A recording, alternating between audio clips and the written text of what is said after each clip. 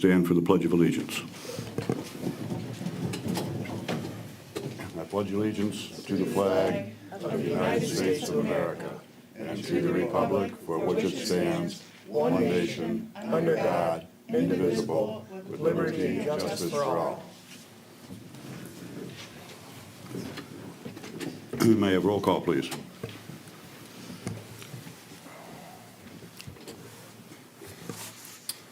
Mr. Fitzer? Here. Mr. Cusero? Here. Mr. Hara? Mr. Nushai? Here. Ms. Redmond? Here. Mr. Sanaki? Mr. Tinlin? Here. Mr. Watson? Mr. Yell? Here. Thank you. Thank you. Agenda item number 4 is approval of the agenda. Before we approve the agenda, I'm going to ask that we make a change in it. We're going to delete agenda item number 7, which is the public hearing on proposed capital improvement plan, because they couldn't get together fast enough for the meetings, and some people wanted more time. So that is going to be rescheduled for April the 12th, where that will be all the department heads, I believe, at that point in time, and residents and all their concerns. So if we can scratch that, does anybody else have any other problems with the agenda? We don't have. Can I just note that since I see our baseball people here, if they can still make comment at public comment, and if you know, it's still valuable. So sorry, that's something that I just kind of learned about. You can still make comment, and also I'll keep you posted on the new date. Well, we just took that off the agenda, so. Huh? 12th of April, okay, but they can speak to it on items not on the agenda, correct, right now? Okay. Correct. Okay, so we don't need a vote on the agenda. Well, I'll need a motion to approve the regular meeting minutes from March 8th. Mr. Chair, I Yep. make a motion to approve the regular minutes from March 8th, 2022. Support. Motion, support, any changes, corrections? I think Nick added some more verbiage there that Mr. Hara asked for, so there is more information. I'll take roll call on that, please. Mr. Cusero? Yes. Mr. Nushai? Yes. Ms. Redmond? Yes. Mr. Tinlin? Yes. Mr. Yell? Yes. Mr. Fitzer? Yes. Motion carries. Thank you. Item agenda number 6 is public discussion, items not on the agenda. And seeing as we've now taken capital improvement plan off the agenda, if anybody here would like to make any public comments on it while they're here, help yourself. Hi, Andrew Hodges. I'm grateful for whoever took the public hearing for the CIP off the agenda for several reasons. First thing, many of the items on the CIP don't seem to fit the definition of what a capital improvement is.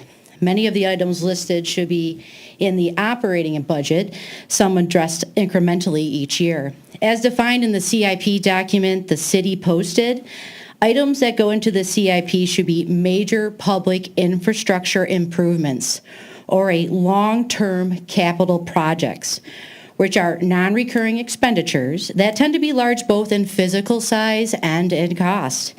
And they have a long-term usefulness of 10 years or more. There are a lot of items on the proposed CIP that don't meet that description. For example, the request for patrol vehicle equipment and chairs for a hunter. Also, for those items that do meet the criteria, there should be information about how much it will cost to maintain those items every year. I'm going to give you an example. When I was on the school board and we talked about the pool and we thought about maybe going for a millage or doing whatever to it, we also looked into how much it cost each year to operate it. It was a tremendous amount, over $100,000 that you would have to budget to make sure it was staying operating. So you still have to think about that. The PC should consult its subcommittee, Clausen Naturally. This is the city's sustainability committee and could bring knowledge and ideas for capital improvements that will start taking into account where the city should invest to be proactive about mitigating the increasing costs of seasonal weather changes, along with attracting people and businesses that want these features and amenities. The DDA's request for EV charging stations is a good example. Parks and Recreation should have on their CPI the football field because of the agreement between the school and the city, which will end within 5 years. That agreement states that the money paid by the school to the city will be put back into that football field, which is approximately $300,000. That's why I was hoping Michael Frank would have been reappointed, because he's on the school board and he would have been able to tell you about these things, because it's really important that you guys are aware of the ongoings of what's going on with the bond, and also when the properties go up for sale. So hopefully someone will get in touch with the school board and get some communication so you guys are always up to date. I'm glad to see Hunter is going to be looked at, and I hope that the city engages the community about this building. This building needs a lot of TLC. So if you want a community center that's, hey, great. I mean, you can look at Troy's and Royal Oaks. You're going to have to put in a lot of money into this building. So I really hope that you engage the community about the CIP that has to go with that. The DPW CPI I would like to see included is radio read. So instead of having 3 DPW workers walk from water meter to water meter, which equals 43 working days per year, you could have 1 DPW worker drive around the city and read the meters, which will equal 48 hours per year. The time alone that you save would be tremendous. 43 days that the water department could be jetting and maintaining the sewers and replacing catch basins, what they should be doing. And also, the flood litigation lawsuit, I can't remember the exact amount. I don't know if it's like $20,000 or up to $50,000 that every year the city has to put into maintaining that infrastructure. Meter replacement. Older meters slow down, and when they slow down, that means less revenue for the city. By doing a change out, the city could actually see a revenue increase, and city council was supposed to do this back in 2009, and they haven't done anything. It's also stated in the CIP regarding the computer server, which will be almost a decade old, and it would make sense to upgrade the server firewall and wiring, and so far is kind of ludicrous.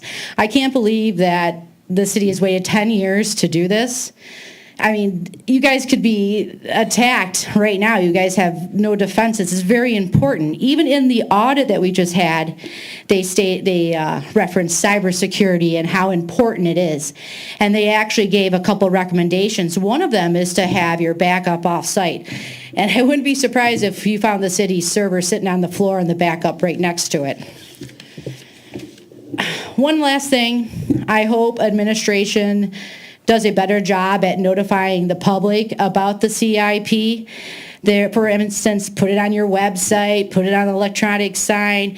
Hey, you guys got that email alert system. I think this is pretty important to put on there. You're spending the taxpayers' money. You want their input. You just don't want it to be like a department head's wish list. You still want the community input and see what capital improvements they would like to see. The only thing I ever saw about it was Commissioner Redmond when she posted about this and asked people to attend to speak about it. It feels like the city really doesn't want public participation on how to spend tax dollars, but I'm very glad to see that you guys have pushed this off into April and get more information, especially from the public. And again, I hope you get the word out better than you did previously. Thank you. Thank you. Anyone else for public comment? There would be items on the agenda. No, they took it off. Right now, yeah. Tim, Yeah, we took it off the agenda. But Tim, you're speaking on the Shalom, right? Yeah, that's still on the agenda. They're talking about, the only thing would be like the Yeah, just the CIP with the softball fields and stuff, so, yep. Okay, so at that point, I will close public discussion. And we'll move on to agenda item number 8, public hearing on zoning amendment to set the standards for residential lot coverage.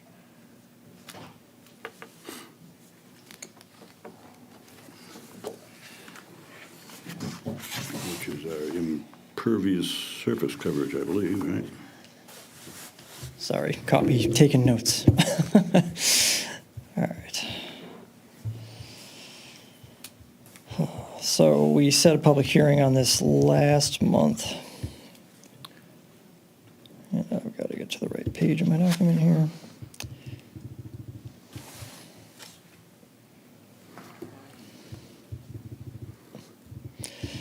So a little bit of background. This issue was raised in a few conversations at the Planning Commission, and it also has come up in the Building Department quite a few times. Particularly, we had one case when a resident inquired about paving his entire rear yard.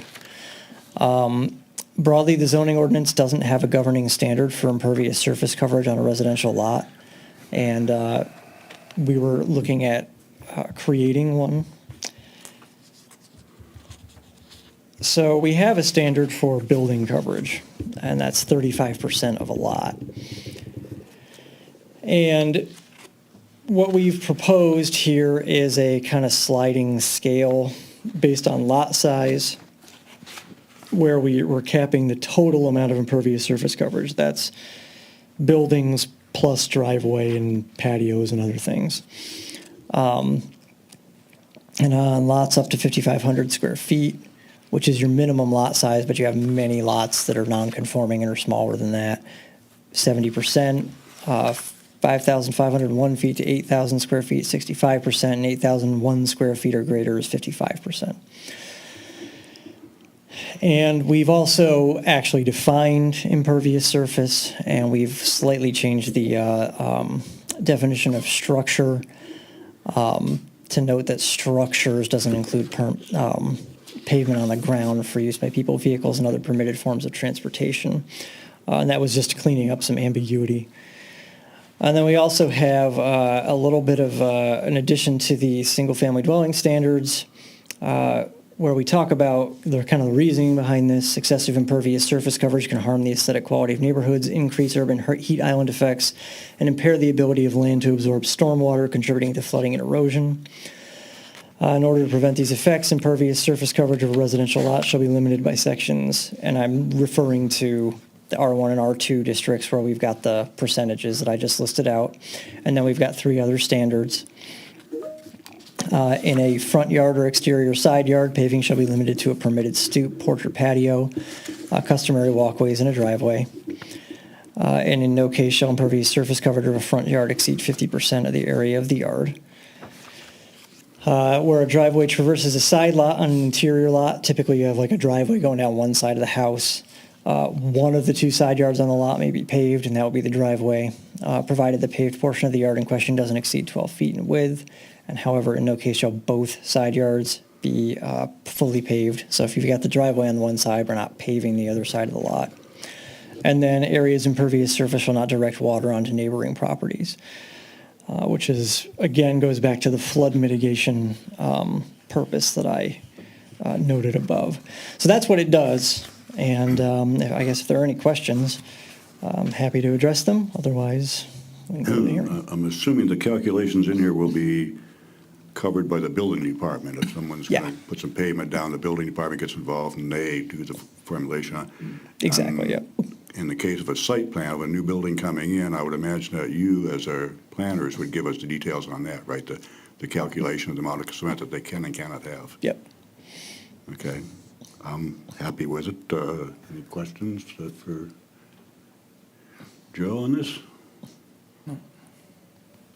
Okay, seeing as this is a public hearing, I must open this to public. Anybody from the public wish to comment on how much cement you can put down in your driveway and your yard?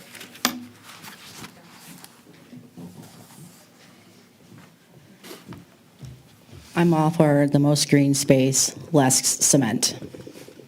Good. Thank you. Anyone else? Seeing no one else, I will close public comment on that. And do we need a motion to move this on at this point to council? Yes, the motion will be to recommend adoption to city council. I'd entertain a motion to that effect. Someone would like to go there. I will make a motion to recommend the adoption of the impervious surfaces as presented to city council. Support. Motion, support, roll call, please.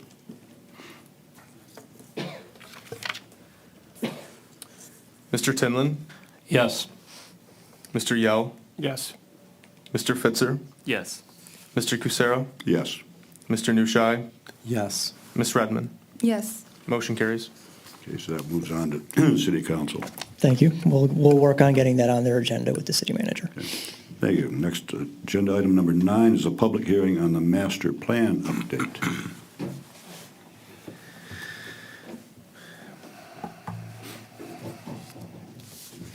Good evening. Evening. I'm going to share my screen here.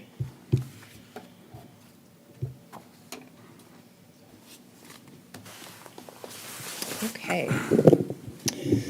So, for those of you who do remember this project, for those of you who are on the Planning Commission, have been on it with us, we started this project quite a while ago. For those of you who are new, I'm going to catch you up to speed, and also for members of the public who are attending, a little bit of background.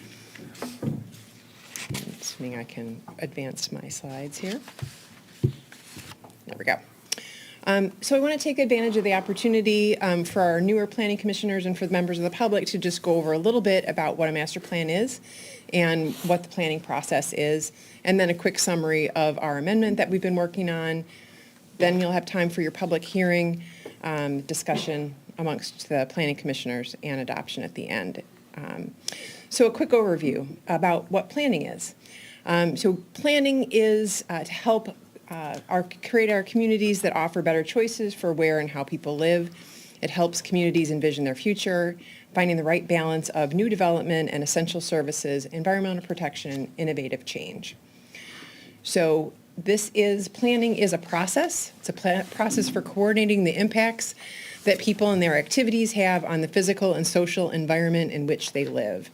So planning impacts almost every aspect of a community, where our residential areas are, the design and accessibility of businesses, the features of parks, extent of municipal services, and preservation and protection of natural resources. So that covers a lot of things. Why do we do this? To make sure that the residents have a good quality of life, that it's maintained and improved over time, to develop a shared vision for the community. The process involves some public engagement, and developing partnerships. It's also important to remember that one of the important aspects of this is to protect property rights and also to encourage and support appropriate economic development. So those are kind of the big picture reasons for why we do this.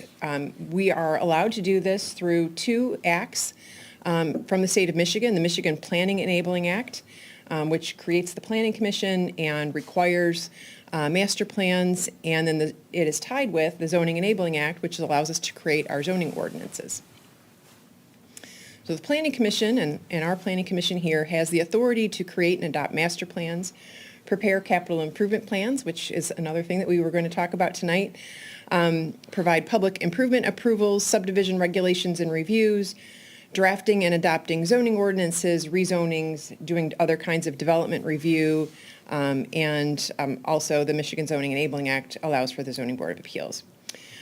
So in the community, we have a master plan, and that is really our blueprint for the future.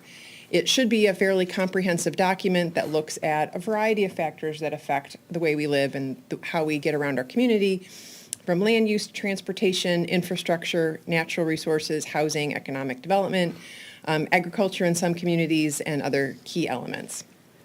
It is a long-range vision for the future. It covers about 10 to 20 years. And we use the master plan as a guide for future land use decision-making. So this is really an important aspect and something to keep in mind as we talk about this specific project tonight. So we're talking about policy guidance. The zoning ordinance and the zoning map regulate current land use and development. So the master plan and the future land use map are our guides for development, and then our zoning ordinance is based on that, but our zoning ordinance is what we really use to regulate development. So we show this in the master plan amendment itself. Towards the end, in the implementation chapter, we have what we call the zoning plan. And the zoning plan is there to illustrate how future land use designations, so that would be everything on the left column under land use, aligns with the zoning classifications, the things that we see in the right-hand column. So for example, single-family residential, when we talk about that in the master plan, we align that with our R1 and our R2 single-family residential zoning districts. So our policies in the land use plan are implemented through our zoning ordinance. So in Michigan, our master plans are required to be reviewed every 5 years. And it doesn't mean that we necessarily need to update them every 5 years, but it's a really good milestone to take the temperature of the community, check our existing conditions, our demographics, is there anything changing? Has there been any new development that's occurred since our last plan, either in our community or in adjacent communities that might impact our community? And in between those times, we can do an amendment at any time. Anytime that we feel like there's an issue that's come up that's significant enough that maybe we haven't thought about thoroughly in our current document. And so that is what we are essentially doing here. We have a full process of this. This is sort of a flow chart that shows all the different steps that we've had. And we've gone through the entire process up until we get to the master plan, or the public hearing, which we're doing tonight. So this plan amendment was prepared in response to what I think a lot of people rightly felt is a significant change in the city. And that was the closing and sale of the 2 elementary school buildings and associated property by the Clausen schools. So this was something that the schools were discussing and was on the August 2021 ballot that would consolidate school functions and activities, leaving these 2 sites available for future sale. This proposal was approved by the voters, and we've talked about that. We really want to make it clear, there is no plan that we are aware of to sell these buildings immediately, but as the Planning Commission, City Council, and as your planning consultants, we felt it was appropriate to begin thinking about what the vision would be for the redevelopment, if there would be redevelopment, of those 2 properties. What would the city need to do to, with that vision in mind, get ahead of, anticipate, and direct the kind of growth that we would prefer to see there, a redevelopment that we would want to see? So this was a good idea to do, not just for these 2 sites, but thinking a little bit bigger picture. We know that there's other institutional sites, maybe other school sites or other facilities, other places of worship, or other structures that we could envision at some point perhaps moving, closing, redeveloping, and wanting to say, a lot of these are either in residential areas or adjacent to residential areas. And we know that there's a sensitivity to that. So we want to make sure that we're prepared. And so we saw this as a good opportunity to not only prepare for these 2 sites and concepts for redevelopment, but also maybe using that as a template and a guide for zoning changes that would be able to guide development in a way that the city thinks is appropriate. So key findings of the master plan amendment, and these are included in the document itself. The reality that the city of Clausen is largely built out. So most of the city is developed. There are very few, if any, vacant properties. However, we would see that there are underutilized sites, and there may be opportunities on some sites that were developed to be redeveloped. And so certainly the overall master plan for the community that was adopted in 2017 does address those. The population is about almost 12,000 people, which is lower, considerably lower than the peak population for the city that was in 1980. And the trends continue for lower household sizes. So we note that 42% of the city's households are single-person households, and the majority of those single-person households are with a householder that is over age 65. So we know that there's some aging in the community as well. We know that some of the consolidation with the schools and some of our comparisons of other districts nearby, that regionally the trend is for the number of school-age children in the city to drop, in the region. Also noting that the city's housing stock is predominantly comprised of single-family homes. And then we have a comparison of 20% of the housing is multifamily as compared to 23% in the county and 22% of Michigan as a whole. So it's consistent, and I don't think that anybody would suggest that it's lower than it should be, but just something to keep in mind as we have this conversation. Also thinking about affordability. So we have a general rule, and you may be familiar with the 30% rule, that 30% of your housing cost or your income should not, or your housing cost should not exceed 30% of your income. We also think that we should be including transportation costs in that as well. Transportation costs are typically the second highest cost after housing that households have, and together the rule of thumb there is about 45%. So in Clawson, we're at about 48%. But that is a little bit more affordable than nearby cities, Berkeley, Royal Oak, and Troy. And so that's just something else to keep in mind, that currently that puts Clawson in a pretty good spot as far as being overall affordable.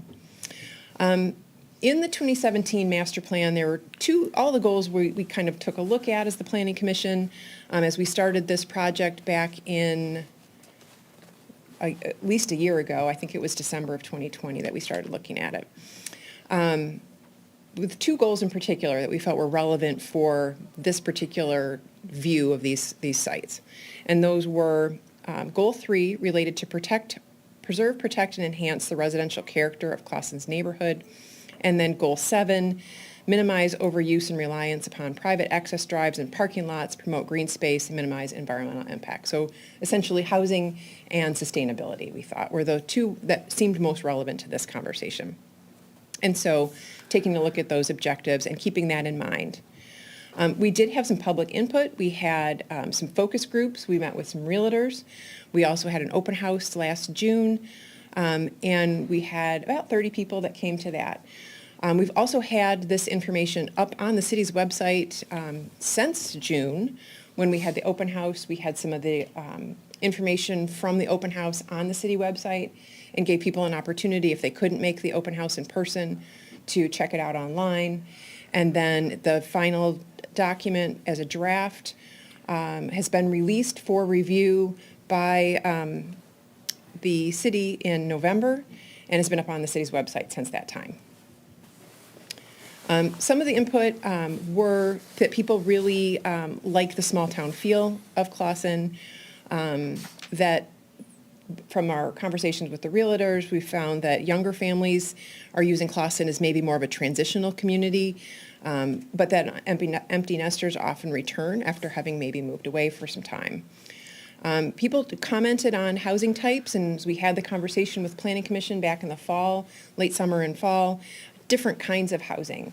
In more of a complementary way, not that the entire sites would be developed this way, primarily because the feedback was really across the board. We had people talking about smaller units, and we had people talking about larger homes. And we wondered if there was a way to say, well, instead of it being all or nothing, maybe we could look at a combination of two kinds or three kinds of homes in these sites. Looking at developments that have 2 to 3 bedrooms, maybe more age restricted or housing targeted at some of the older residents in places that make it easy for, and most of Clawson is walkable and easy for people to get around, even if they choose not to drive or maybe they aren't able to drive.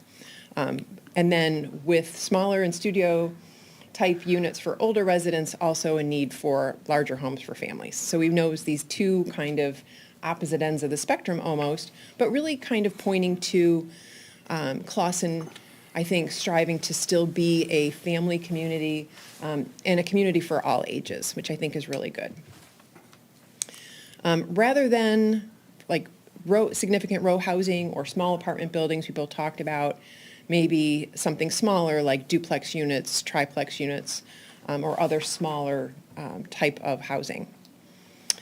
Again, most of the city's housing is single family. We've got 77% of the city's housing is being single family detached.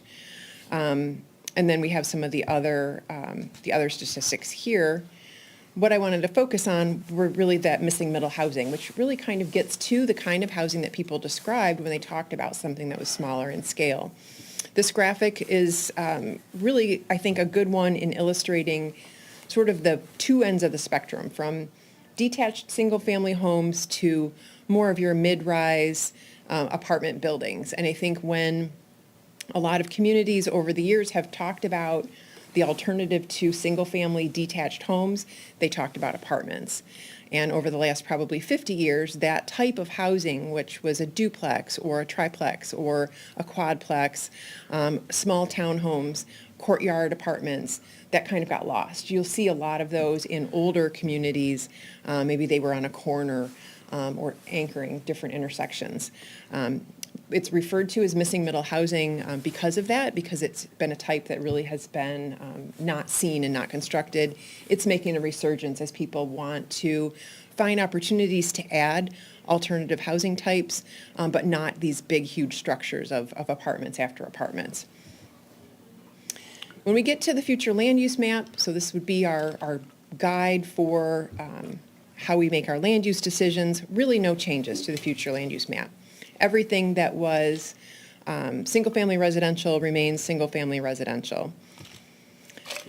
But what we did do is add some additional text to the single-family description, where we discuss accessory dwellings as a recommendation point, as well as duplex or twin homes, and addressing new housing, including a mix of larger homes for families, provided that new homes minimize their impact on adjacent homes through scale and design. And then a point about in our single-family areas, civic and similar non-residential uses are permitted, and many of the existing uses and buildings are part of the fabric of the community. And I think this is an important note. We've said in this master plan document that it's anticipated that new structures, not anticipated that new structures would necessarily be built, but that existing structures could maybe be repurposed or removed, or then removed for development. So talking again about adaptive reuse, reusing existing structures, because that's what people have in their vision when they think of those areas, as they think of the built structures that are there now.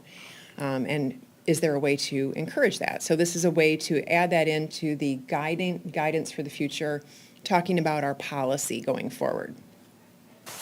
In the multiple family description too, adding in text form to say that housing types in multiple family residential areas may include tri and quadplex homes, and stating these housing types may be appropriate in areas of transition between single-family areas and more intense non-residential uses. So adding that as another type of housing, just making it clear that we're open to those things. The document itself includes a couple of redevelopment concepts, and we put these in to suggest ways in which the sites could be developed. This is not intended to direct exactly what will be built, or to convey that anything in here are exact proposed layouts. It's really there to show how there are certain concepts can utilize development features that advance the city's vision. So in the concepts, of course, repurposing existing structures is always an option for a use that's permitted in the zoning ordinance, and we should be thinking about that. And otherwise, residential uses are expected, primarily single-family homes. We've noted in here that new development should address traffic calming techniques. Low-impact design is expected, and it's important to recognize the cost of construction and redevelopment and consider adding units as appropriate to have the effect of lowering housing prices. So there were three concepts presented for Shalm and Baker as well. The first concept is here to illustrate how single-family homes that are built to the current R2 zoning standards might be laid out. So this is just a concept. It shows 47 homes. This is pretty much what someone could come in and do under our existing zoning ordinance based on the size of the lot and the surrounding and the zoning standards. So that's 47 homes. So that's pretty much what we would see. If we want to start thinking about perhaps adding quadplex units, we see on the right-hand side of the concept a larger structure that could hold more than one dwelling unit. In that way, we add, let's see, from the last one, we had 47, so now we have 55. So that adds about 8 units. So not a tremendous amount, but it does give a little bit of variety. The third site, or third idea, really mixes it up a little bit more. And on the inside, well, let me say on the outside, this concept would show single-family homes. So it would look pretty similar to the area that's around it. But in the center, someone could include 8 units as a townhome structure, and on the right-hand side, something more of a cottage court type layout, so maybe something smaller. In that way, we created a concept that would show 58 dwellings. So that's 11 more than what would be otherwise permitted under the current zoning standards. So this is not something that's dramatically different. It doesn't make a huge impact on the neighboring homes in the neighborhood, but it does give us a couple extra options for housing units in the city. And so that's something that is, I think, worth considering. For Baker, similar in that, but smaller, obviously. It's a smaller site. So the first concept would just be a straight development of 18 homes. If we include a quadplex unit, we could, is the illustration on the left, we could see 25, and if we did maybe townhomes on the right-hand side, you'll see up at the north, potentially 26. So again, not a significant amount of new units being added, but the units that are offer some flexibility for people in terms of varying sizes. And I think that's a good thing to begin to recognize. From the implementation going forward, those concepts can't really go anywhere today because we don't have any standards for them. But once adopted, and Planning Commission wanted to start working on implementation strategies. Those are laid out in the master plan. Some of those things would include creating standards for these different housing types that we've talked about. So, for example, accessory dwellings, we could provide a whole host of standards that regulate where they're appropriate, what they would look like, how they would be used. And the same with townhomes or 2, 3, and 4 unit dwellings. Updating residential appearance standards, I think, would be a good implementation strategy that comes out of this master plan amendment. Allowing existing institutional structures to be repurposed for uses permitted in residential districts. I think that's an important one to add so that we can begin to allow some of those structures to be repurposed and reused, provided that they're for uses that are otherwise permitted. We could potentially consider an overlay district if we felt that that was a better strategy to go. But one of the things I know we want to do is address stormwater management and low-impact development in our ordinances. So we will continue working on that. So the next steps in the process, the public hearing, which we have right now. Following this public hearing, the Planning Commission consider adopting the master plan amendment. I do have a resolution of adoption that I'll provide for you in a second. The City Council may wish to adopt the master plan amendment also. And then from there, Planning Commission can talk about whether any zoning amendments are needed and when, and prioritize those as well. Thank you, Joe. So with that, I'll answer any questions that you have, then you can open up for public hearing, and then we can regroup again.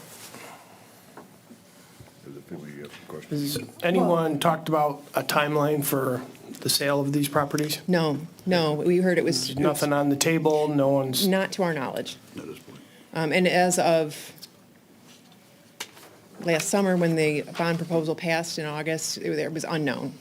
So we just really felt, and I think the Planning Commission felt, that it was a good idea to just get ahead of this. We know that there have been proposals in the past for large-scale redevelopments that caught people off guard. And when you're not prepared for something, it can be very controversial, and it can cause a lot of anxiety and controversy in the community, and we just wanted to get ahead of that. I've heard 2024, I think from a school board area, but I think they're here too, so we can always ask them. We will discuss once again after a public hearing, is that correct? Mm-hmm. Okay. Yes. I mean, I can save a lot of comments for then, but in terms... I guess I would say just as a guide, and I didn't mean to interrupt you, but as a guide, if you had a question that you thought someone might ask, then maybe we can do that. Sure. One is, and forgive me if a year and a half ago we discussed it. In these concepts, what's the square footage of the homes that you projected? I think they were anywhere from, well, the accessory dwellings would obviously be smaller, so those could be 500 to 600 square feet. And I And what think concept was that for? Sorry. that was in the one of the, well, it was in both of them. But that was in 1, 2, or 3? Because It was in 3, I believe, for Baker. 3 for Baker. But I don't know that we added those in necessarily. I don't I don't know recall, that- which yeah, I don't was know that we added one them of in. my questions as well as accessory dwellings, but that's like a bigger thing. Yeah, that's At the not end that we something can talk about. Yes. But, so you don't have square footage for the homes when you projected? I can look it up in a second. Okay, I think Yeah. that would be a very important talking point, maybe. Yes. And the guide in terms of setting standards, I didn't see anything necessarily, I know you referenced many times senior housing, but there's nothing in there that says that this is zoned for, a senior housing. Because there is a specific zoning, right, that we would, if we're intending it to be senior housing, is that something? I would say that generally speaking, no, we would not create a special zoning district for senior housing. Rather incorporate housing that is accessible for seniors throughout the community.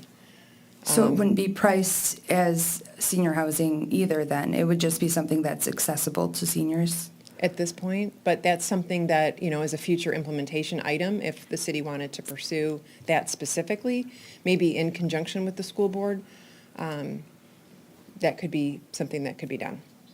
Okay, I think most of my other things are comments. Okay. Thanks. Anyone else have any questions for Jill? Seeing none, I'll open it up for the public hearing at this point in time. Anyone from the public wishes to opine? Good evening, Tim Wilson, Superintendent, Clawson Public Schools. During this process of us looking into a bond, we actually did a ton of research in the community. One of the concerns that we had that we wanted to figure out is why are we in this situation? Why are we having the declining enrollment issue? So as we looked around, we saw that was occurring in all districts. And as Jill mentioned a little earlier, that there aren't a lot of homes in our district right now that have children, where the families have children. As she mentioned, they're singles or young couples, or they're senior citizens. So there's, for the amount of homes that we have, there's not a lot of kids. And that's because they're not built for that. When I talk to realtors and when I talk to families, we lose a lot of kids because families move out of Clawson into a larger home because it's not here. And then we don't have a lot of families with 3 or 4 kids moving in because they can't find a house large enough. So that was something that clearly came out in the reasoning, and it was happening across the board. Royal Oak, Troy, it's happening everywhere. But why, how come Troy isn't losing kids? How come they're able to keep their numbers growing? Same thing with Royal Oak. How come they can do that? Well, they have the space. They're rebuilding. And when you see a home go up in Royal Oak or Troy, they're fairly decent large homes, 3 or 4 bedrooms, 2,000 square feet. Try and find a house in Clawson over 1,500 square feet. You're not going to find very much with that.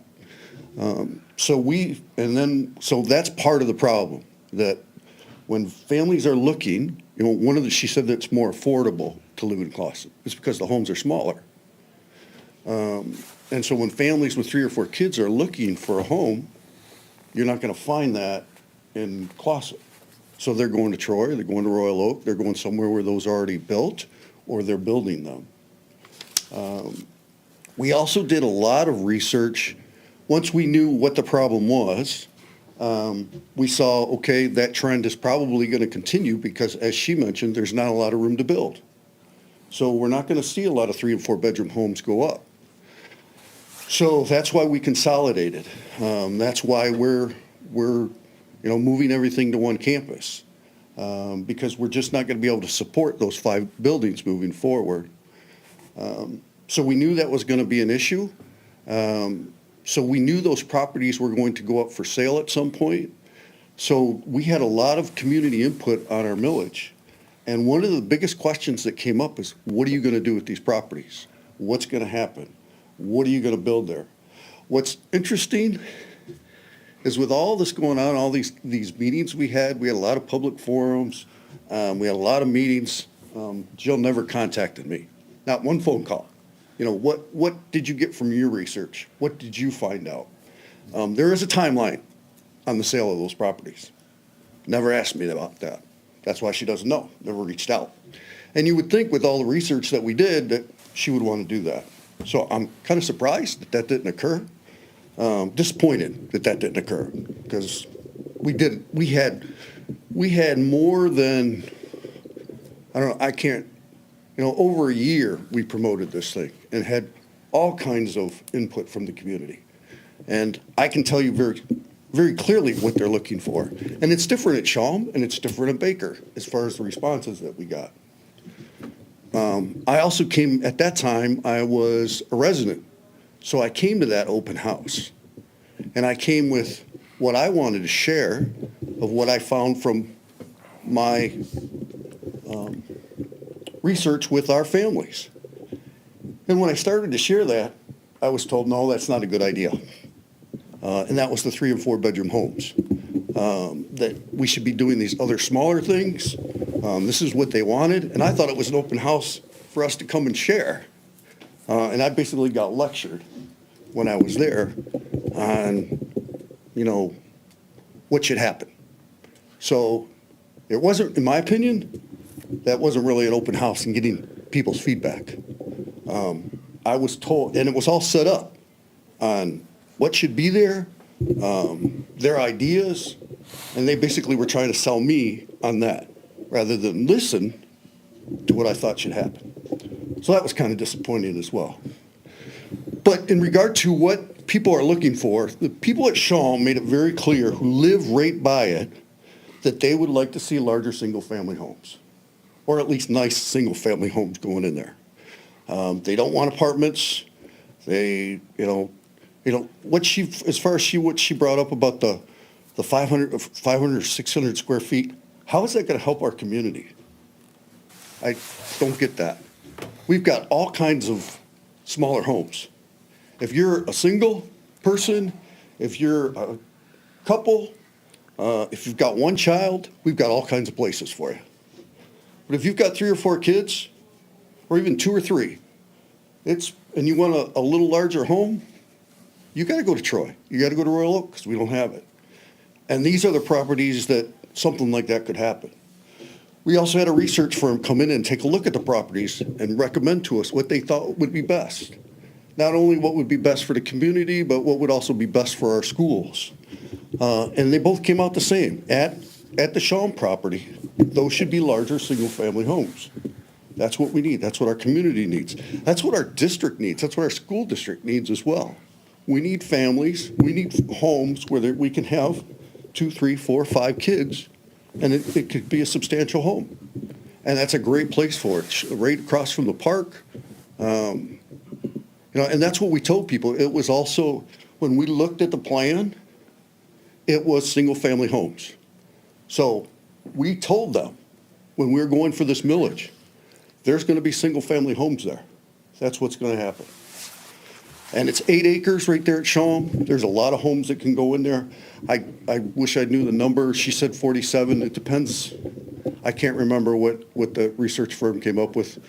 But yeah, that's a large area there that we can get a lot of homes in there. Now, what they did recommend at Baker, since Baker is in pretty good shape, and it used to be an elementary school as well, it's 2 stories, and there's a bathroom in every office there. So they suggested that maybe that turn into some type of senior housing or, apartments or something like that, smaller things like that. That would be a good place for it. I didn't hear as much from the people there when people shared information who were passionate about the properties. It was more about Shawm than it was necessarily Baker. And I think part of that is because right now Baker is it's got a parking lot. It operates more like in a sense, it really does operate more like a apartment complex in a sense, with people coming and going and all the time. So I think they're just kind of used to that. It's a lot smaller, so you couldn't get as many homes in there. But either way, it could go. I think if it was done right, you could probably do both. Probably you could turn Baker into some sort of a apartment complex, and then put houses on the other side of that. Or you can knock Baker down, and we haven't decided what we're going to do there yet. For sure, no matter when we go to do this, when we go to sell it, and you were right, 2024 is probably when it's going to go up for sale. Thank you for paying attention at the board meetings. When we go to sell it, Shawm, we are going to make sure that gets leveled. That will be part of the process. We're not going to sell it to somebody with the building on the property, because one thing we're worried about, a private school could come in there, or somebody else build a school and we got competition, because that could be easily turned into something. So we're going to make sure that gets demolished, and it depends on what happens with Baker, what we turn that into. But what the community wants, for sure at Shawm, they definitely want larger single-family homes. And they've made that very clear to us. They don't want to see anything else in there. I wish you would have come to me and asked me about that, because I would have been glad to share. I wish you would have, again, I was very disappointed when I came to that open house, and, I basically got a lecture from my thoughts. It was also, when we had our forums, we told people, here's the situation, and we listened. Like I said, I walked in, boards were all set up with these. I don't know where that 500 or 600 square feet thing came from, because nobody ever mentioned anything to me like that. Nothing. I don't know where that came from. Like I said, it was all set up, and you were basically you were talked into that, or told what a great idea that was. But if you talk to community, you're not going to hear that. So I just wanted you to know what I found, and I'd be glad to, if you have questions about, our research and what we've come up with, that's what we're going to do. And when we go to sell it, we're going to be looking for somebody who's going to build single-family homes. No matter how you zone it, unless you changed it to something else, we're going to be looking for somebody who's going to build single-family homes. Now, once you sell it, it's theirs, and they can do what they want, so you got to be careful. But that's what we're looking for. Right, once you sell, you're looking at bulldozing the property and then selling it to a contractor, so that at that point in time, you would have no say in.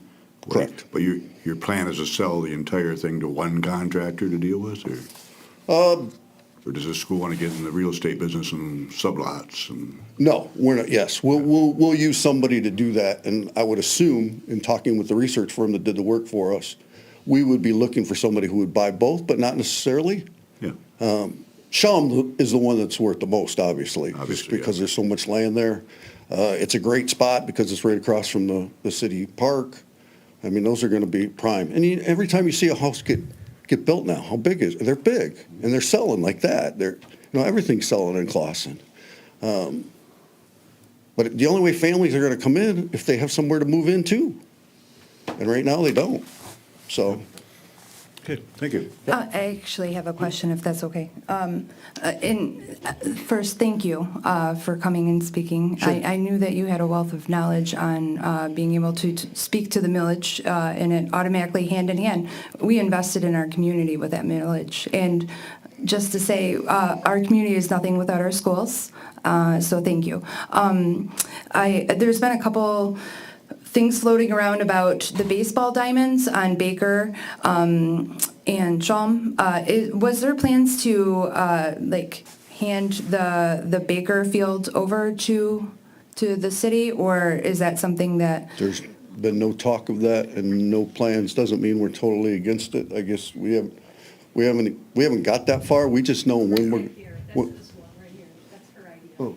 Oh, well, I've heard it from a few different, and maybe you spoke of it as well, because I know Yeah. we talked to Andrea a little, but, That would affect, how is that going to affect what's going to be built there?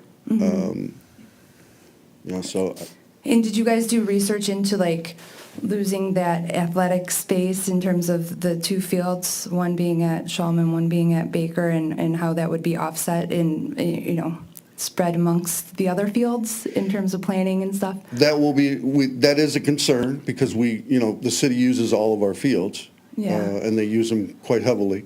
Except for Kenwood doesn't get used that much because it's not in that great a shape, but it's a good-sized field. But in Kenwood, we wouldn't lose the field, right, in Kenwood? But it doesn't, what I'm saying is it doesn't get a whole lot of use. Oh, so It probably transition. gets more use than Baker does. But actually, it could be a nicer field. There's a lot more space there at Kenwood. But that's something that we'd be coming to you and talking to you about that because it affects you. That's why I would hope you guys would talk to us about this. We would love to talk to you, yeah. And we work together. And I had lunch with your new city manager. I think he's going to be great. He believes that it's important for us to work together. So there will be a lot of conversation and that will occur. We rely on your fields as well at the city, and you rely on our fields. So, yeah, we would take that into consideration. That'll be for something the board would need to discuss. Okay, thank you. Anyone else from public that would like to comment?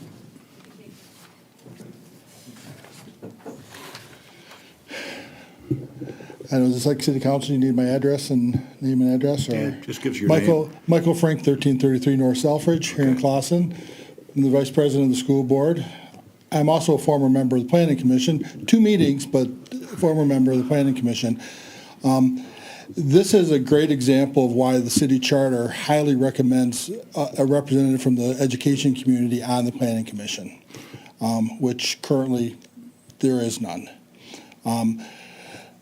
Giffords Webster is having an open house 2 months before the vote on the bond millage, with already plans on properties, development of properties, before the bond had passed. Seems a little irresponsible, jumping the gun, especially since they made no effort. And as far as I know, nobody on the planning commission made an effort to contact the school board or the district administration to get any information on what research had been done, what planning had been done, what communications had been done with the community.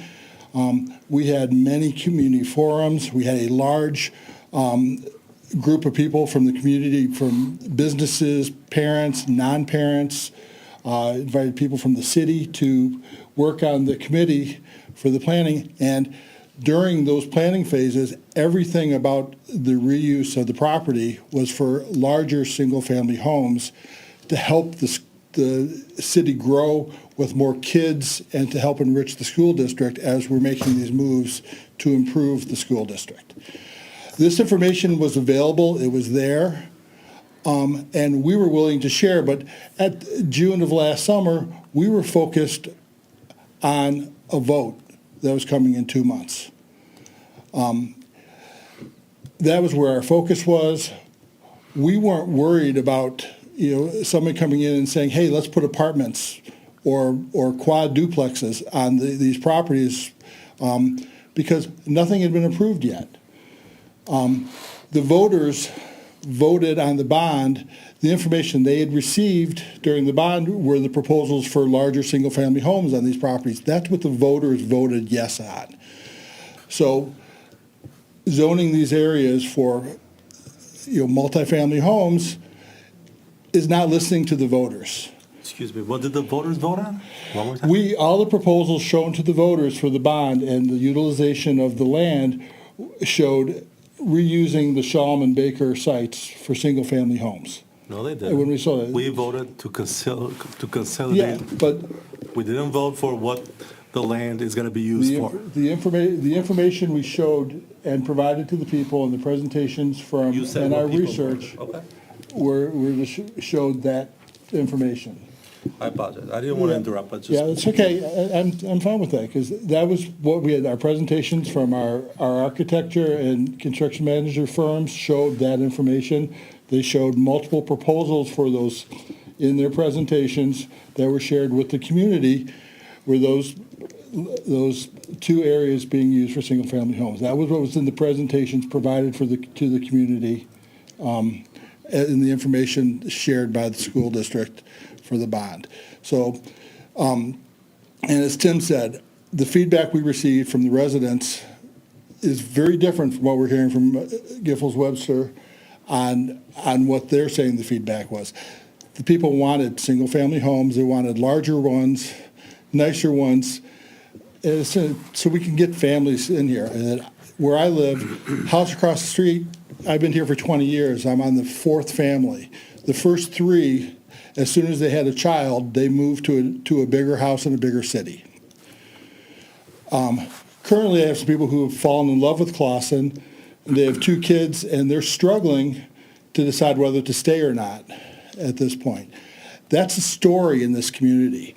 I mean, back in 1980, back in the 50s and 60s when Clawson was built, the 1,000 to 1,500 square foot homes were normal for 3 and 4, kid families. That's not the norm anymore. Times have changed. People are looking for larger homes, more bedrooms, more bathrooms. We are down in our student count, but we've leveled out the last couple of years. We have found a size that works for us, and that's what the bond is helping us do, is make sure we have the right size. But that doesn't mean that if we don't do something that's not going to start going down again, because the trend for fewer children isn't a Clawson, it isn't an Oakland County, it's not a Michigan thing, it's nationwide.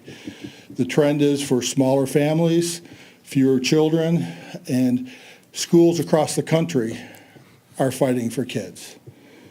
And anything we can do to make Clawson more inviting to families, younger families who fall in love with this community like my family did when we moved in and stay here, we're a better community for that.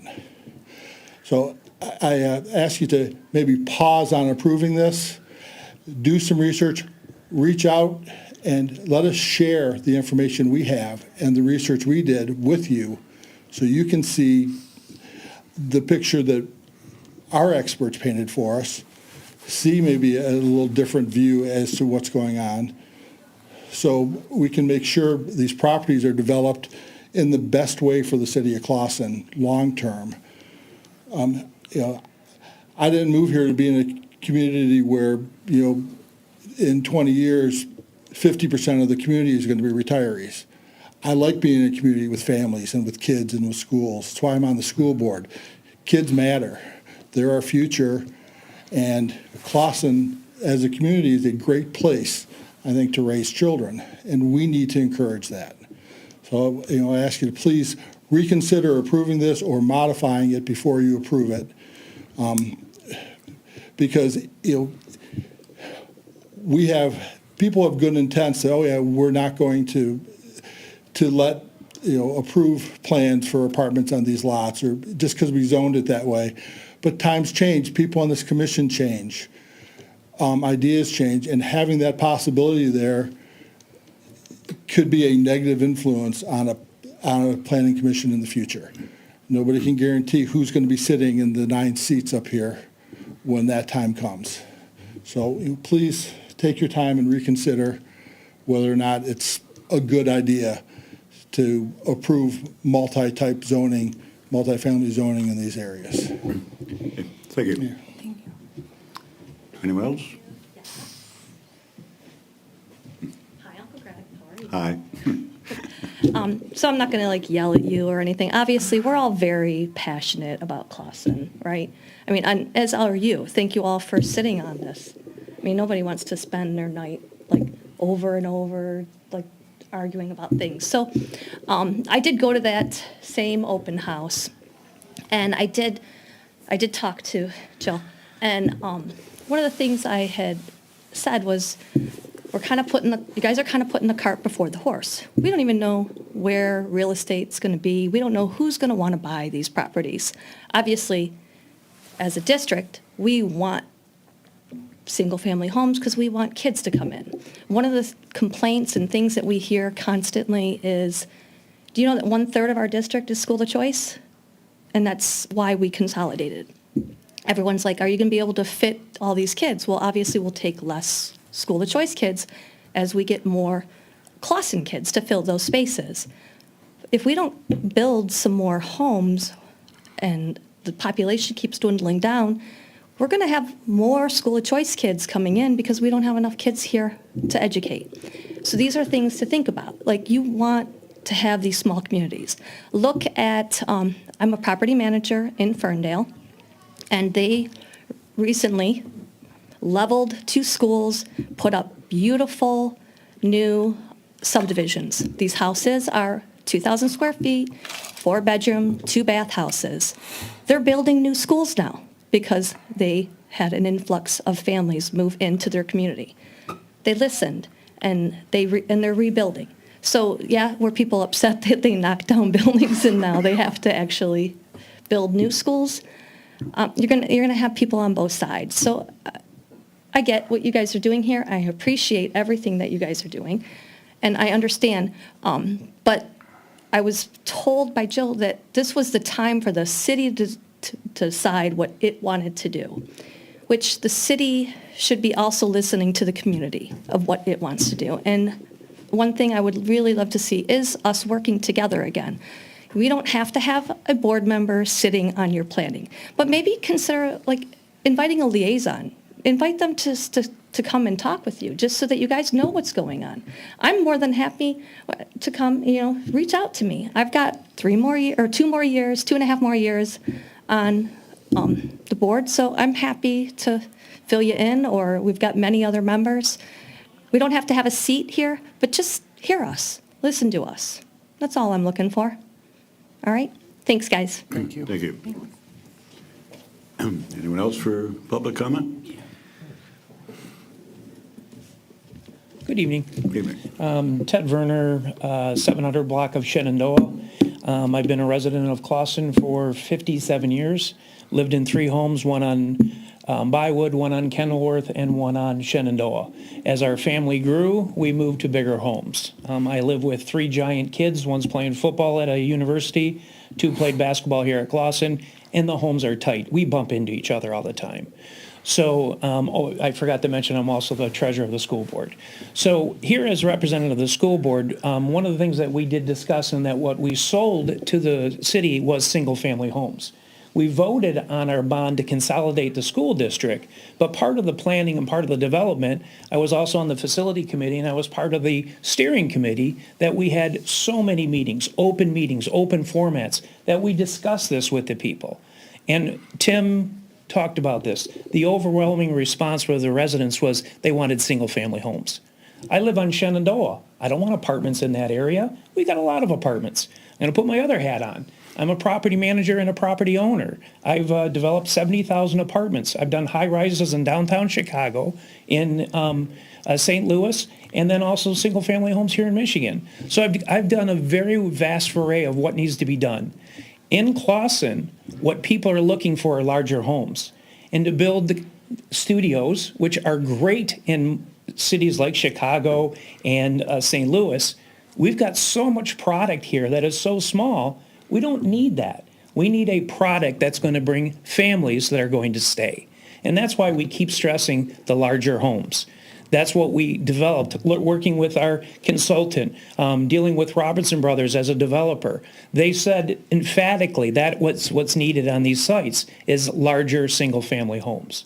So that's what we want to speak to the commission about today, and you guys to make sure that you're considering these things. I appreciate what Jill presented. I truly do. I think the master plan is fabulous. But again, communicating, and I was a little taken back when you guys weren't even sure about the sale and the development. This was such public information, and it was such open communication that we provided to everybody. And again, to start talking about the development before the bond was even passed was a little bit premature, but we're not beating anyone up on that. We're really looking for a partnership. And again, making sure that this committee understands the big picture. School taxes, our school sizes, and as our numbers keep reducing, And Tim talked about where the whole idea of this new plan is that we're going to be on one campus is so that we can maintain our schools in Clawson. If we don't have schools in Clawson, it's going to be a huge problem tax-wise. Our taxes are already for the roof because we don't have as much business tax. So imagine not having schools here. We've done everything we possibly could through the school board to maintain our schools. And we did this in a very short period of time. Now to have the master plan talk about doing something different kind of rubs us a little bit the wrong way. We're not faulting anyone. I understand it's discussion and it needs to be discussed. But we're asking you guys to look at to make sure that we stay the course and what's right for Clawson. Studios, multifamily, apartments, not what we need. Larger, bigger homes is what we need. And again, working together. I've been with the DPW on the fields. I've been with the city council on different things, the planning commission. We all seem to hover in different areas and not know what's going on. It's a small town. We're all neighbors. We all know each other. You know, you talk about walking distance. There's no place you can't walk inside the city of Clawson. There is not a long commute for any of us.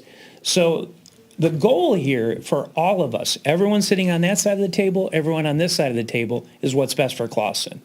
And the larger homes is really what is needed for us. So we just ask that you take that into consideration. Thank you. Thank you. Anyone else for public? Cindy Peltonen, Broadacre. I'm also a member of the school board.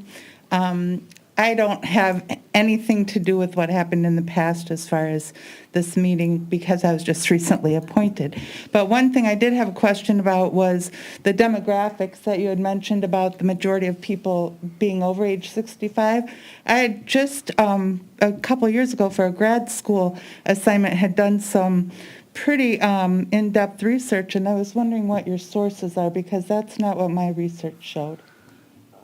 You go ahead and finish. Okay, that's all I want to know is because I used to think, I mean, a long time ago when I was on the school board and we had bond issues 20, 30 years ago, we always thought, oh, we got to get to the old people, we got to get to the old people so they'll support the schools. But that has changed, and, you know, as recently as 5 years ago, the majority of people were not 65 and older, so maybe we could just touch base on that. Thank you. Thank you. Anyone else from public? Public comment?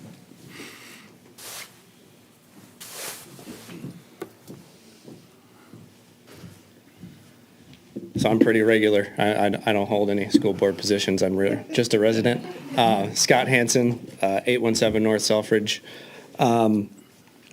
I'm just going to corroborate some of the things that Mr. Wilson and the other gentleman said, but from a resident standpoint, very much under the impression that this is single-family homes going to be built here.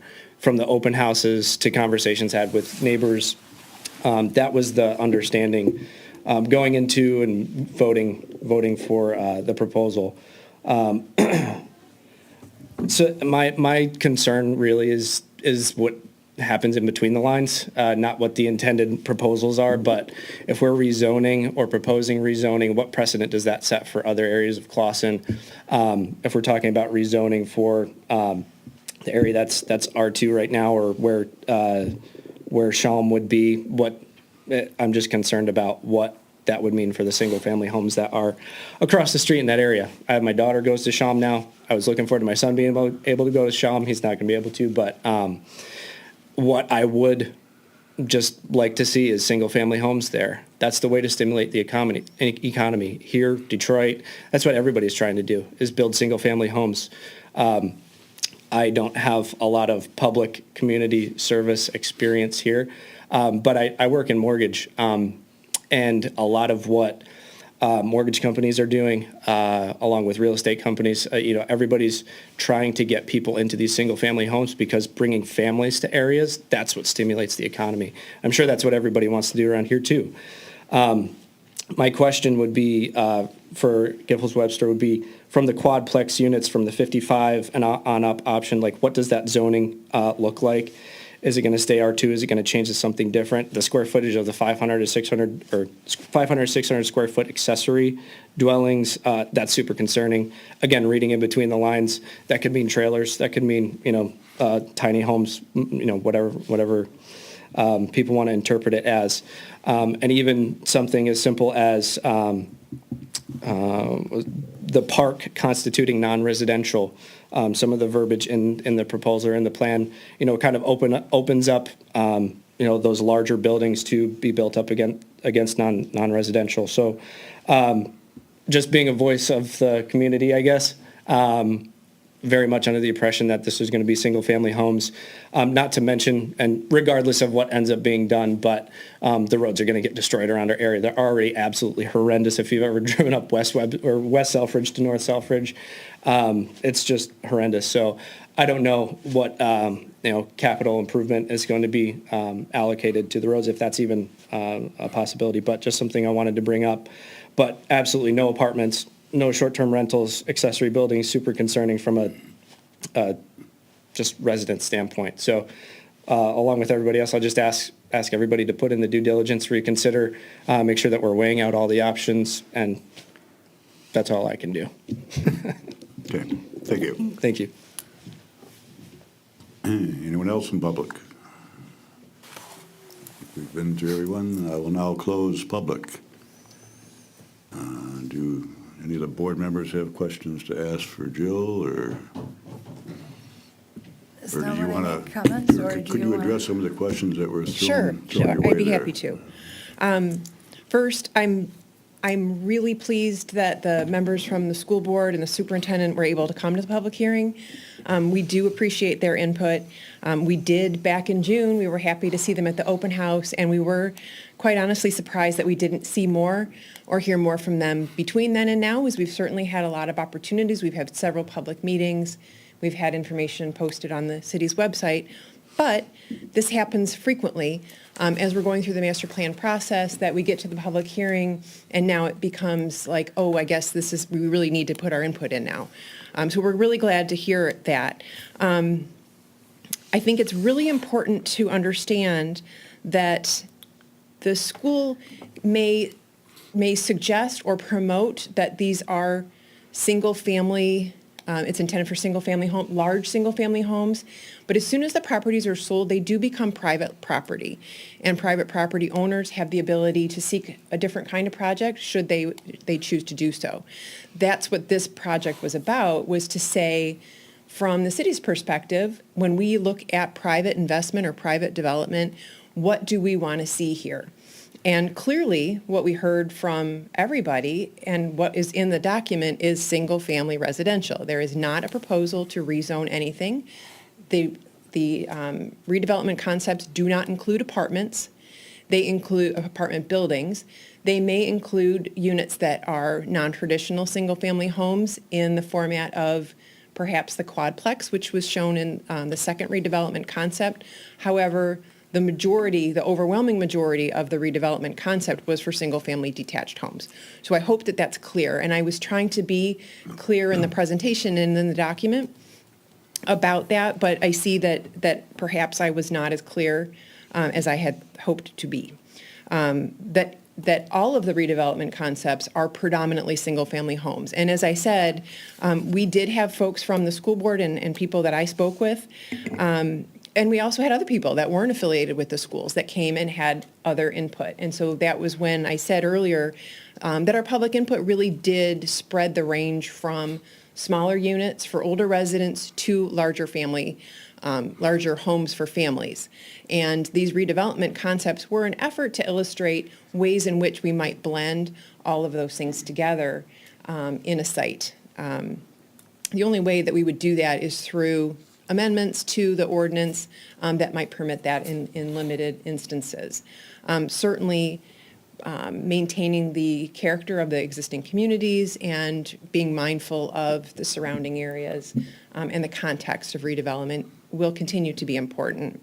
But I really hope that folks go away with this tonight, at least with an understanding that this is not multiple family zoning, that this does remain single-family residential. It's intended to continue the single-family character but that there was an attempt in this document to offer alternatives to a traditional single-family detached home in a limited fashion, knowing that development proposals may come to the city in the future that could be for something that was all apartments or all townhomes. And this is a document to say, no, we don't want that. We mostly want single-family homes here. We would consider a couple of other different options as we illustrate in our plan. And so that's, I think, what I would provide as just a little bit of background. Oh, and the question about the age, the comment that I had made, and that was with respect to the percentage of single-person households. The majority of the single-person households were people that were over 65. So if I was not clear on that, hopefully that makes more sense. So then I'm happy to answer any other questions that you have or just continue our conversation. I think we're looking at this long-term, obviously. That's why we're calling it a master plan. We're 2 years away from selling this property. When the property does become sold and bulldozed, it goes up on the market, and a contractor comes in and either buys sections or buys the entire thing. And it's up to him as to what the public is looking for. He's not going to build a house that the public isn't going to buy. Mm-hmm. So that's where I don't think we're limiting them to so much for size. We obviously don't want apartment complexes in there. Right, we've been very clear on that. But I think we're giving them a little bit more leeway if you want to build this size house or a slightly bigger or this design. I think we're giving him options. Yeah. And I think, I think we have an opportunity here to, and again, because I felt like that this was clear, and I thought that that was part of our conversation with the Planning Commission over last several months, where we were going with that. But if we think that there should be more clarity on that in the text, I'm happy to do that, to make a revision and bring that back again. Just what I was saying about it primarily being intended for the single family. If it isn't as clear as it should be, we can do that. What does the commission feel like? Anybody want to throw some wordage in here? Well, I have to say that there's no, intended, if you make amendments, there's free reign to do that, right? So whether you intend to have a couple duplexes or 30 duplexes, whatever, you're opening it up to that. Something I just want, I kind of want to share a few points. Clausen, we live in an area where there's significant ages of homes in Royal Oak and Berkeley. I know we look to Berkeley a lot. However, we're not seeing the new builds that Berkeley. Clausen has had since, and this is SEMGOG data, Clausen's had 27 since 2010. And Royal Oak has had 921 new builds. Hazel Park, even 67. Troy, 781.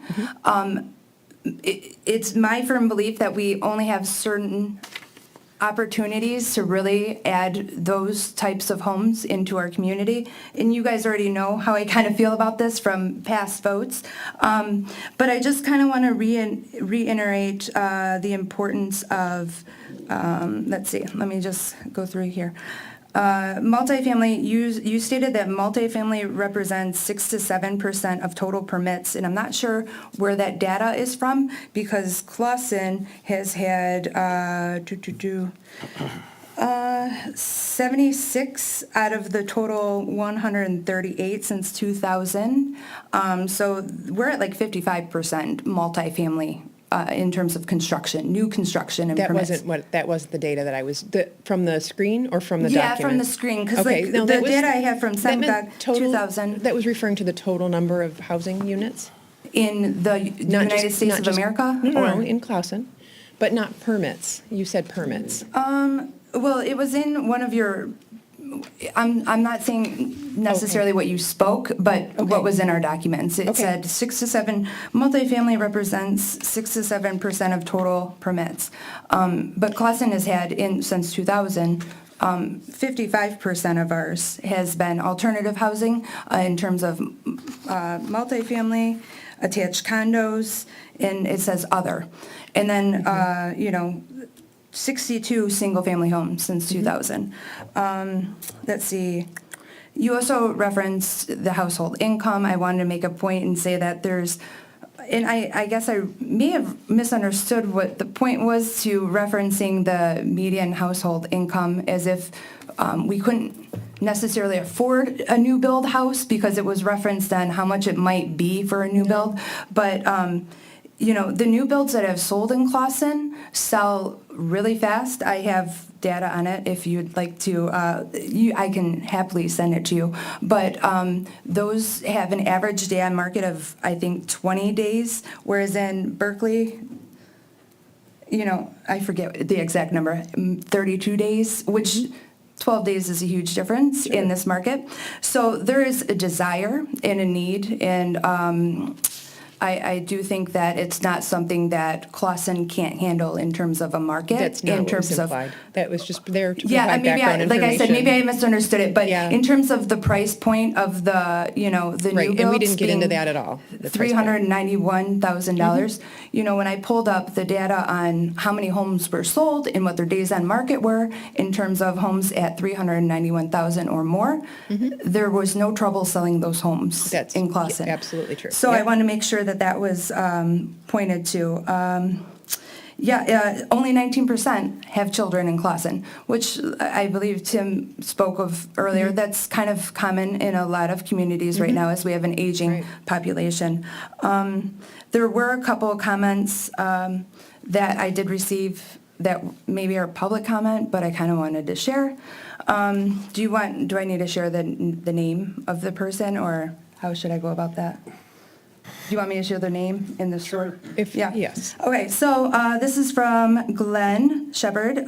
He said, this is just an email.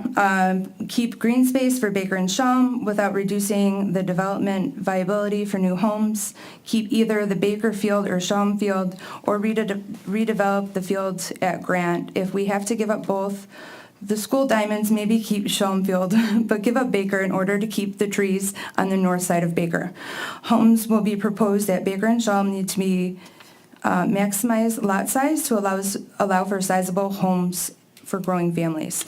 And actually, that raises a good point that I wanted to highlight, is that in the document itself, we talk about some of the zoning changes that we might use to address some of the variety of housing types, but also to accommodate some of the larger homes too, to make sure that our current zoning standards can support the larger homes that people are looking to see. And one other thing that I meant to mention too is that when we started this process, when the Planning Commission began having this conversation, we did have a school board member on Planning Commission. So I just want to make sure that was noted. Andrea, Yeah. Okay. All right, another public comment that I did receive. I don't know if I should read the whole thing over, but he wanted to make sure, and this is from Brad Irwin, who is at the charter. He said, one thing I didn't see in the 52-page plan was mention of underground storm drains, capped and covered old streams that run directly under Shulm site down to the Baker site. I think those would be problematic for any future development there. I've also wondered if the city would look into buying the Baker site to preserve as a blue-green space, public park space with water retention features that reduce flood risk in that part of the neighborhood. There are some precedents that I know of cities getting private and public grant funding for projects like that. Those are my public comments since I cannot be there. So green space being obviously addressed there as well. Right, and we did talk about that in the document, and we also reinforced the idea, again, of the sustainability and low-impact development. So recognizing the importance of that and making sure that as our implementation items that we make amendments as necessary and improvements to our ordinances to support that. Okay. The only other thing that I would really like to draw attention to, because I know I've spoke a lot about this in the past, is the accessory dwellings. I believe that that's something we need to have its own discussion on. There's plenty of impacts on our community in terms of Right. green space and preserving trees, in terms of community input. I don't think that that should be lumped into anything that's going to pass as something in an amendment at all that's grouped outside of itself. Well, we have heard it from people that they were interested in seeing that type of dwelling. But I think we could refine the text a little bit so that it doesn't look like that's what we're necessarily saying here. But maybe it's a side conversation in the master plan where we say this is something that we should explore. Whether or not this is something to move forward on will be up to the community to decide. Well, see, that's my But- question, is because we've had 4 meetings for impervious surfaces. And we've, so the city council has just talked recently about rentals, and we can't talk about AUDs without talking about Airbnbs, without Absolutely. implementation. Oh, I agree. It's just too much to unpack Yes, in this. it's a multiple meeting discussion. Absolutely. And Okay. it's only in there to say, this is something that we should talk about. But it's not there to say, and tomorrow they'll be allowed. You know what I'm Well, saying? I realize we're not it's- letting them happen tomorrow, right, but. Right, but it was there as a placeholder because that's something that we heard. So, and it's something that we talked about as the planning commission. We can, if the planning commission directs that to be minimized in a way that doesn't suggest that they all belong here, that I think we can make that more clear, that is something, and we do have it as a sidebar, that it's something that requires additional discussion and conversation before any kind of that type of dwelling would be permitted. Okay, my last question. And just as a little like teaser for it, it's also something that you don't have to decide you want to do on a full-scale citywide basis. That is something that that was can be stated. done. Yeah. Yeah, we've talked about that before, but you can do them on a test case pilot type basis where you only allow a certain number of them, but that's a whole other conversation for another meeting or two. Right, like a certain lot size and all all that that. jazz. Yeah. Yeah, I mean, we can't even raise that conversation without talking about infrastructure, electrical Sure. lines, preserving green space. I mean, like, it's a very deep conversation. Absolutely. That aside, in terms of, I know that there is a difference between renter-owned or rented, duplexes, triplexes, quadplexes, and you were very specific about talking about these are going to be, well, you didn't say these are going to be, but just that they're personally owned. I know, and I'm not saying you didn't say it out loud, but from reading documents, you talked about them, privately owned condos. There is a difference in the rental market in terms of the upkeep, and I've obviously, and I'm sure Robertson Homes and you can speak to what happens after these apartment or condos or duplexes change hands 4 times. What happens to that value of that property? What happens to the look of that property? I mean, it affects the neighborhood. It affects everything. So I obviously voted no last time. That's kind of where I stand. I just think that, one, we need to speak with school board. We need to take their invitation from, I think, how many spoke? 4 or 5 of them, to get more information from our school board and to, because not just because they're our school board and because we are absolutely nothing as a city without our schools, but also because they've already done so much research in this. You guys could have saved me a whole lot of time, but I think that is very much needed, and in respect to our community at whole, for everyone that voted yes, for everyone that invested into our schools, that's something that's important. And that's it. Anyone else? Where do we feel that, does someone want to make a motion that we approve this resolution of adoption, or do you think that we should be tweaking it further? Are we prepared to? Mr. Chair, I'd like the commission to consider, at least, kind of in light of what we did here this evening, but also hearing Jill saying that the intent of this amendment was still capture the use of single-family homes in this area. I think there's an opportunity to at least take a look at the language, from whether it's tweaking it or striking or changing something, so that it's clear that it's single-family homes, and then taking another look at that revision. Do we have a deadline on this by any chance? I mean, We don't, but we don't. We don't, so we could put it off for another couple of weeks. We could. Right. We don't want to keep pushing it down the road, but yes, we would like to look wrap at it it. up and move on to other things.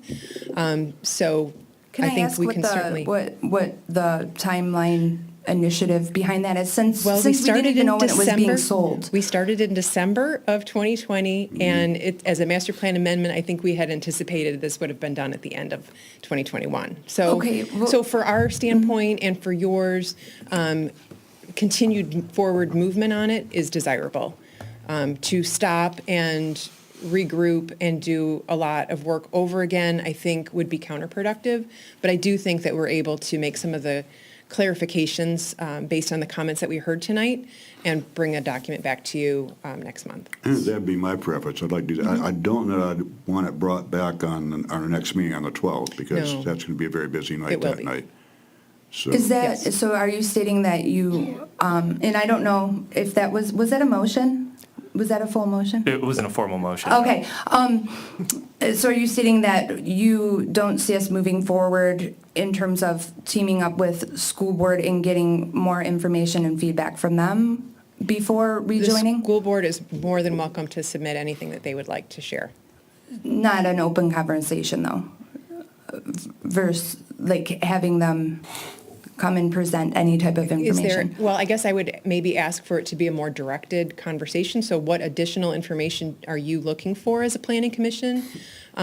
Certainly, this document doesn't end the conversation that you're able to have with the school board. And if this is maybe the beginning of ongoing conversations, I think that would be fantastic. And so taking this then to the next step and having, as potential parties are interested in these parcels going forward, to have a document that the city says, we're ready, the developers are gonna look to the city to find out what they can do. And if the city is prepared, then that makes it easier for the school board. So I think having this document in place and then continuing those conversations would be a great strategy. So 2024 is our deadline then? Is that what? That's Okay. the school board's deadline, sure.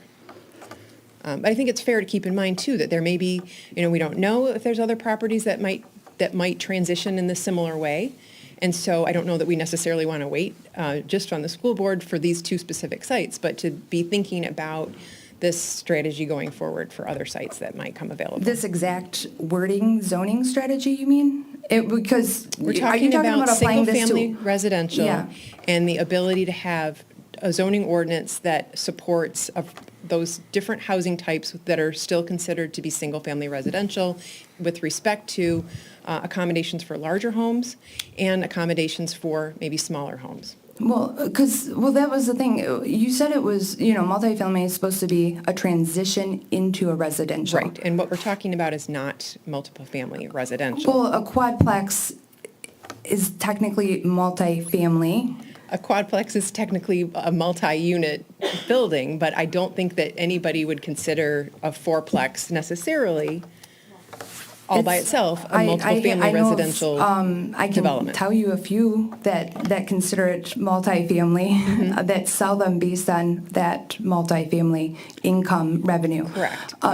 So not there's supposed to be a transition into a residential, and these are in the center of residential, right? So if we change the criteria for that, then essentially it could be all residential.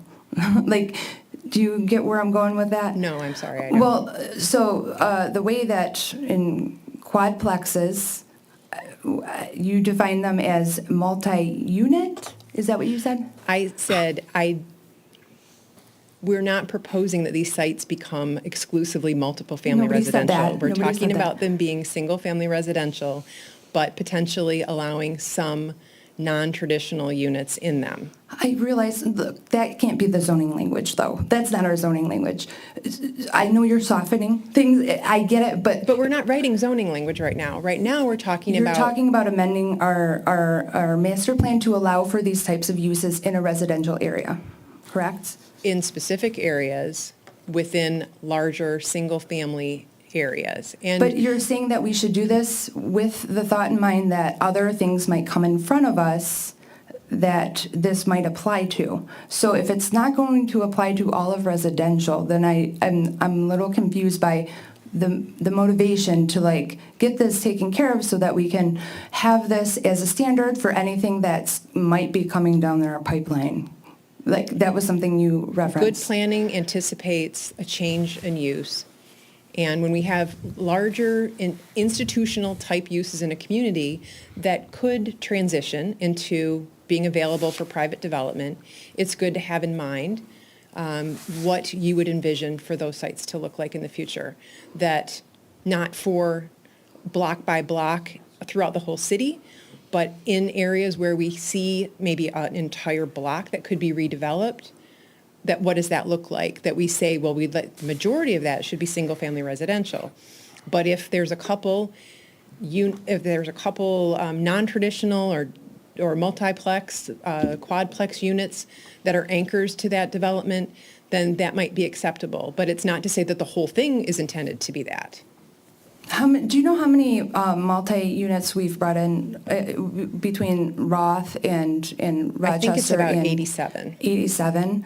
I would think that proportionately we know from what I just read, we have 29 new builds. I would think that is, I realize that because I've read this MML, I've read the state housing stuff, and they're all about this missing middle, affordable housing, but that is a projected plan that's not necessarily area specific.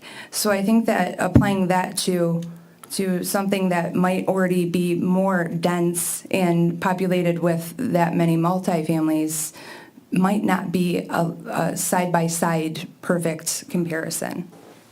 Would you say so or not? Well, I'm not 100% sure what you're asking me. I'm sorry. Well, a lot of this missing middle is very much talked about at the state level, at the MML level, as in this is what we need. We need to infill this middle housing. We're missing this middle housing. We don't have enough affordable housing. This missing, but with us building in the last year 4 times as many.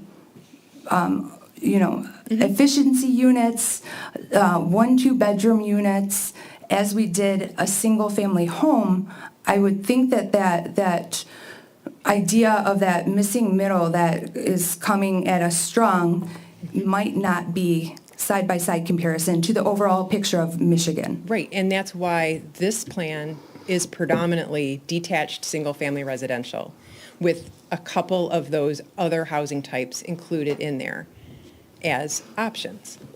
Okay. Would you like to see the options removed? I voted no the first time on this, so I agree 100% with you. We can ask her to change the language to remove those if we don't want to accidentally slip one in. Well, look, I think that this isn't the city of Erin. I understand I that. believe that when I'm doing my research, I'm doing it based on, yes, I'm a mother, I'm a resident, but I've also spoke with many other residents, and a lot of the residents feel much of what we heard tonight in terms of why haven't I been, and we post it, and I'll make Facebook posts, and I try.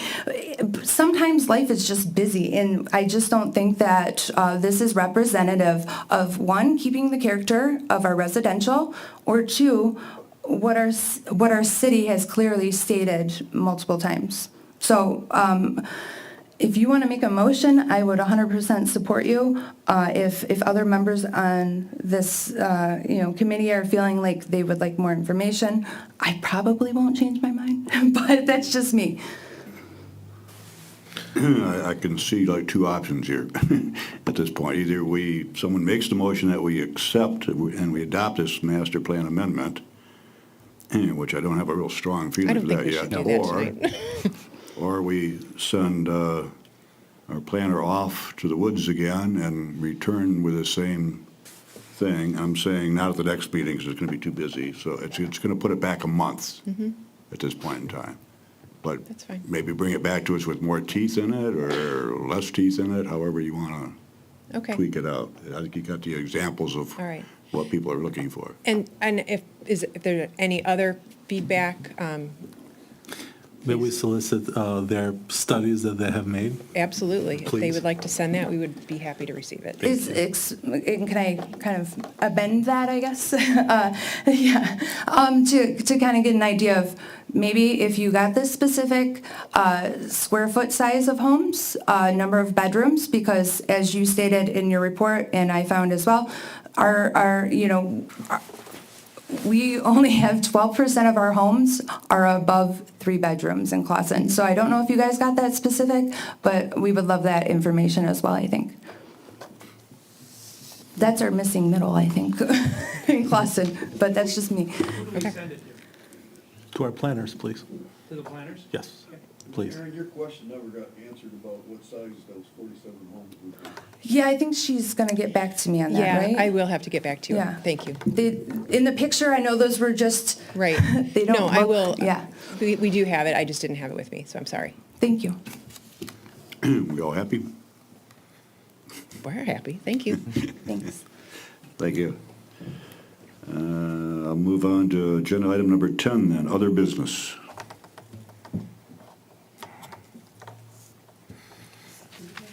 Do we have other business? There is. There is no other business, but since we still have people here, just to follow up on the CIP that will be with you next time. To make it clear, there was a comment at the beginning, I think, about transparency. And so I'm delighted to respond to that because this is the first time that the city of Clawson is doing this kind of capital improvement plan in this format. And so this is a much more transparent and public process than the city's ever had. So we're really pleased about that. It's the first year that we're doing it, so we're still seeing some bumps along the way, but I think we're making really great progress, and we're looking forward to the public hearing next meeting. I still think we should do the stickers, but that's just me. I would love to get more community engagement in that.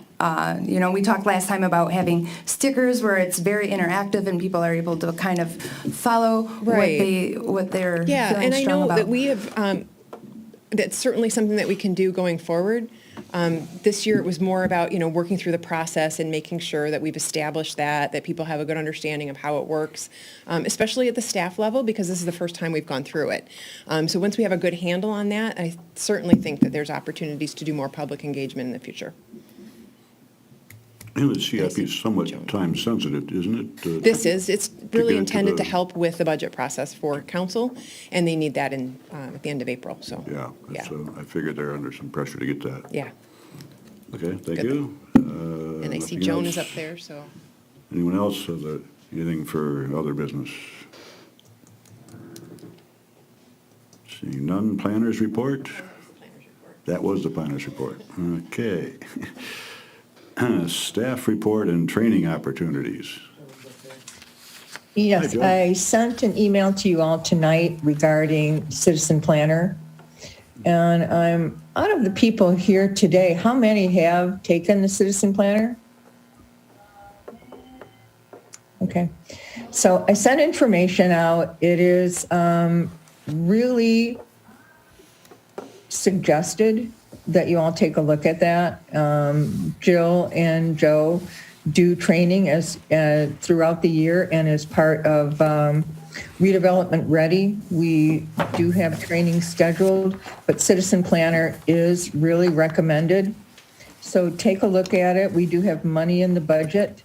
And if I have more than one person that wants to go, then we get a bulk rate. So let me know if you're interested. It is really easy to do. It is totally online. and you can do it 24/7 at your own convenience. It takes about 15 hours total. So again, let me know. We also have one other item, and that is that Ace Hardware is planning their grand reopening with a chain cutting, because they are hardware guys. So it will be a chain cutting, and it's scheduled for Thursday, April 28th at 9:30 a.m. So if you can make that, they would be very happy to see you. So are there any questions? Any questions, Joan? No. Thank you very much, Sean. Okay, thank you. I don't see our lawyer here, so I don't think there's any legal update tonight. Unless somebody else has any more comments, I'll entertain a motion to adjourn. I'll make a motion to adjourn. Second. Motion, support, roll call, please. Mr. Fitzer? Yes. Mr. Cusero? Yes. Mr. Nushai? Yes. Ms. Redmond? Mr. Timlin? Yes. Mr. Yell? Yes. Thank you, everyone.